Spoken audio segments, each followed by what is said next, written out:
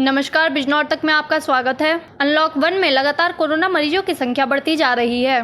मरीजों की बढ़ती संख्या को लेकर जिला प्रशासन व स्वास्थ्य विभाग में हड़कंप मचा हुआ है। रविवार को बीती रात 3 और नए कोरोना मरीज मिलने से जनपद में हड़कंप मच गया। इन सभी मरीजों को इलाज के लिए कोविड-19 अस्पताल भेजा गया। पता चला है कि धामपुर थाने का एक सिपाही भी कोरोना संक्रमित मिला है।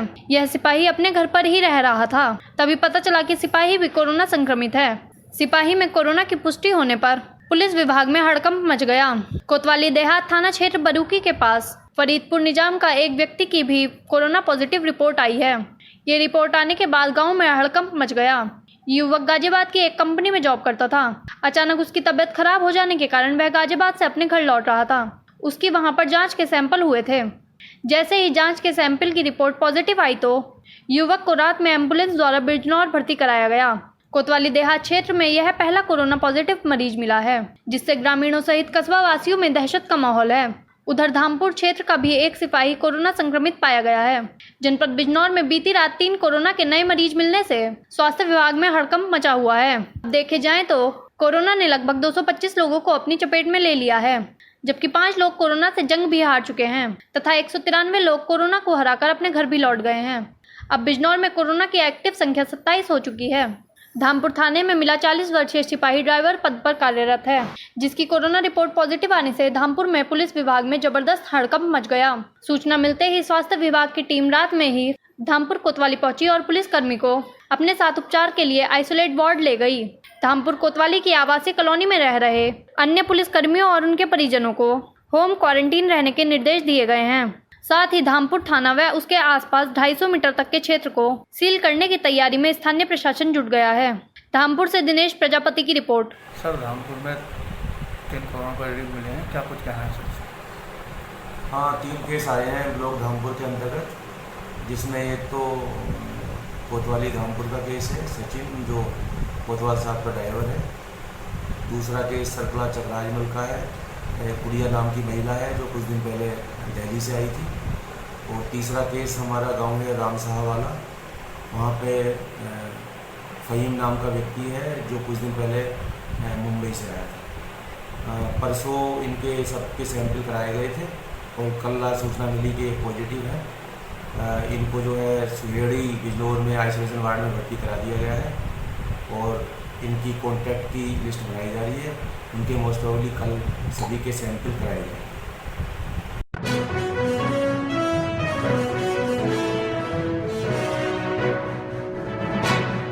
बिजनौर में कोरोना महामारी का प्रकोप लगातार बढ़ता जा रहा है।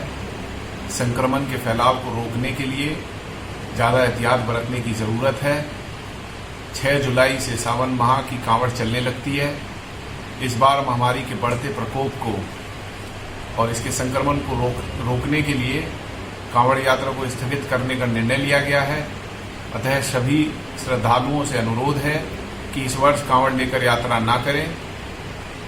मंदिर में सोमवार को जल चढ़ाने के लिए भी भीड़ न लगाएं। घर में रहकर ही पूजा अर्चना करें। रास्तों पर जो सेवा के लिए शिविर लगते हैं उनको इस वर्ष लगाने के लिए रोक रहेगी।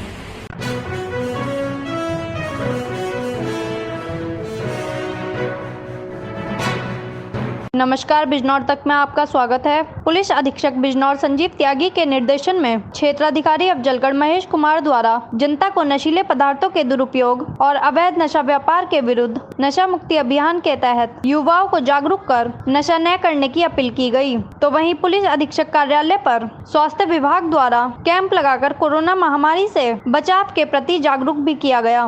देखिए, आप सभी लोग युवा हैं, आप सभी को जो नशा मुक्ति का अभियान चलाया जा रहा है उसमें अपना सहयोग देना है। स्वयं भी नशा नहीं करना है, औरों को भी नशे से दूर रखना है। कुछ लोगों को भ्रम में है कि शराब पीने से कोरोना नहीं होगा। ये गलत उनके दिमाग में भ्रम है। कोई भी नशा हो उससे इम्यून सिस्टम कमजोर होता है बॉडी का, शरीर का, और जहाँ भी इम्यून सिस्टम कमजोर होगा कोरोना उस पर हावी होगा। कोरोना उस पर आसानी से उसके ऊपर चढ़ जाएगा, हो जाएगा। तो ये भ्रम बिल्कुल निकाल दें। किसी प्रकार के नशे से दूर रहें। युवा पीढ़ी ये हमारे देश की धरोहर है, भविष्य है। ये तभी तक सशक्त है जब तक नशे से दूर है। यदि एक बार नशे की लत पड़ गई तो समझिए उसका पूरा कैरियर खराब हो जाएगा, उसका पूरा फैमिली डिस्टर्ब होगी, मतलब उसके दूरगामी सामाजिक नकारात्मक परिणाम सामने आते हैं। तो आप सभी लोगों से, युवाओं से मेरा निवेदन है कि आप खुद भी नशे से दूर रहेंगे और दूसरे युवाओं को भी, अपने परिवार के आस पड़ोस के लोगों को भी नशे से दूर रखेंगे। यदि कहीं अवैध नशा चल रहा है तो उसके बारे में हमें जानकारी देंगे, सूचना देंगे पुलिस को, तत्काल उस पर कार्रवाई करेंगे।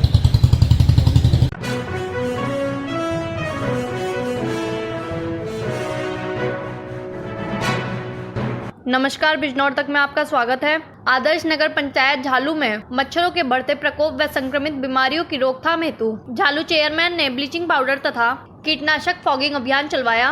नगर पंचायत झालू चेयरमैन शहजाद अहमद ने आने वाली बरसात से पूर्व संक्रमित बीमारियों की रोकथाम तथा मच्छरों के बढ़ते प्रकोप से निजात दिलाने के लिए शासन प्रशासन के निर्देश पर नगर के गली मोहल्लों में ब्लीचिंग पाउडर व कीटनाशक फॉगिंग का छिड़काव कराना शुरू कर दिया। उन्होंने नगरवासियों से आह्वान किया कि जनता अपने घरों के आसपास जल भराव ना होने दे, क्योंकि डेंगू मच्छर रुके हुए पानी में ही पनपता है।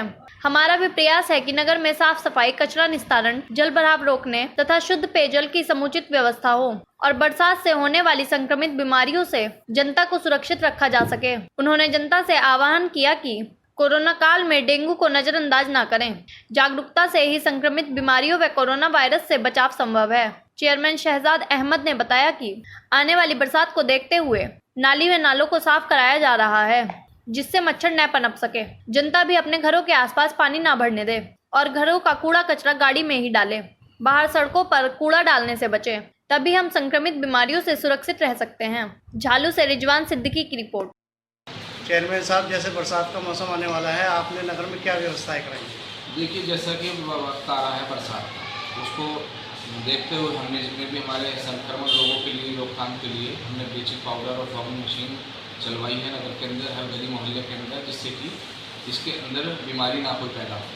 और पानी की व्यवस्था हमने सही कराई है, जितने भी नाले हैं उनकी साफ़ सफाई कराई गई है, ताकि उनके अंदर कोई गंदगी ना हो। गंदगी से ही जो है मच्छर पैदा होते हैं, मच्छरों से जो है रोग पैदा होते हैं। तो हमने इस चीज़ पर पूरा नियंत्रण करना है, पूरी कोशिश कर रहे हैं। अपने सारे हमने कर्मचारियों को दिशा निर्देश दे दिए हैं, सब उस चीज़ पर पूरा ध्यान दे रहे हैं और पूरी साफ़ सफाई से करके अपने कचरों को साफ रखें।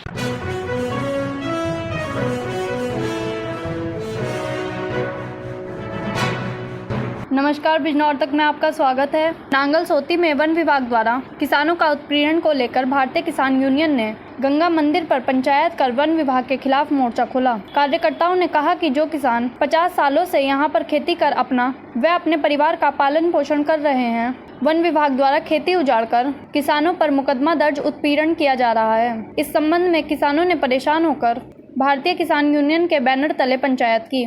पंचायत में किसानों ने आरोप लगाते हुए कहा कि वन विभाग द्वारा जिनकी जमीन नहीं है उन्हें जमीन देकर खेती कराई जा रही है। जिलाधिकारी रमाकांत पांडे के आश्वासन पर भारतीय किसान यूनियन ने पंचायत को स्थगित कर दिया। जिलाधिकारी द्वारा 5 दिन के अंदर समस्या का समाधान करने का वादा किया है। भारतीय किसान यूनियन के जिला अध्यक्ष द्वारा कमेटी गठित करने के बाद जिलाधिकारी से मिलेंगे तथा उसके बाद अपनी रणनीति तय करेंगे। भाकियू कार्यकर्ताओं ने चेतावनी दी कि यदि दिए गए आश्वासन के समयावधि में समस्या का समाधान नहीं हुआ तो वह 1 सप्ताह के बाद किसानों की जमीन को वन विभाग से मुक्त करा जाएगा, जिसकी जिम्मेदारी प्रशासन की होगी। सोती में एक बैठक थी, उसमें क्या निर्णय लिया, क्या मतलब किस वजह से बैठक थी? देखो, मैं कुलदीप सिंह, जिलाध्यक्ष भारतीय किसान यूनियन बिजनौर। आज जो यहाँ मासिक पंचायत लॉकडाउन में नहीं हो पाई थी, फिर यहाँ का स्थानीय मुद्दा किसानों की ज़मीन जो राजस्व अभिलेखों में जिनकी ज़मीन दर्ज है और वन विभाग ने उन ज़मीन पर जिन पर वे अपना करते खाते आ रहे हैं पीढ़ी से, उन्हें बेदखल कर दिया और उल्टे उन पर मुकदमे कर दिए। उस संबंध में लेकर जनपद में अनेक समस्याएं, चाहे बिजली की हो, बैंकों से जुड़ी हुई हो, है ना, चाहे खाद की समस्या हो, तहसीलों में आज किसान का उत्पीड़न जगह जगह हो रहा, पुलिस द्वारा उत्पीड़न हो रहा, निर्दोष लोगों का उत्पीड़न हो रहा।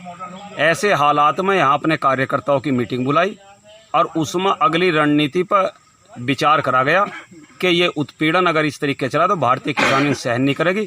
डीएम साहब यहाँ अधिकारी एक अच्छे अधिकारी हैं, वो किसानों की सुनते हैं, तो इसलिए आज हमने यहाँ उनके आश्वासन पर आज ये यहाँ सब पंचायत स्थगित करी है, जो निर्णय अब 8 दिन बाद उनसे वार्ता के बाद लेंगे।